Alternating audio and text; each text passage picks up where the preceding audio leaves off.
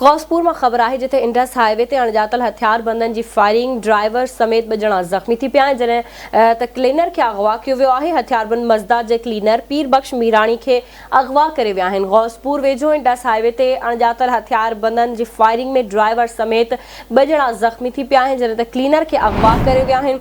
हथियारबंदन मज़दा के क्लीनर पीर बख्श मीरानी के अगवा करे विया आहिनि।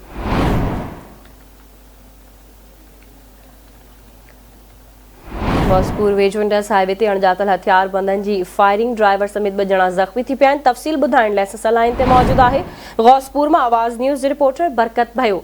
जी बरकत, छा तफ़सील आहिनि, आगाह कंदा।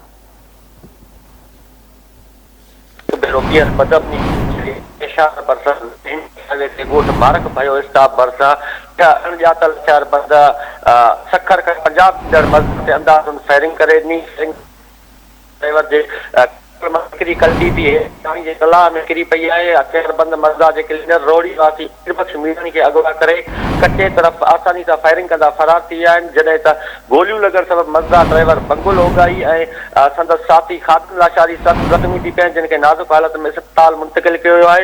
इतला मिलण बाद हद जी पुलिस वाक़े वारे हंधि रवानी थी पेरे पोयां वियल है, पर इन वक्त ताईं पुलिस मुगवी जो पतो नाहे लगाए सकी, न ही वरी पुलिस के अगवाकार टोले जी का गिरफ्तारी हासिल थी सकी है। जी ठीक है, वरी मेहरबानी अवान जी बरकत अपडेट करण लाइ।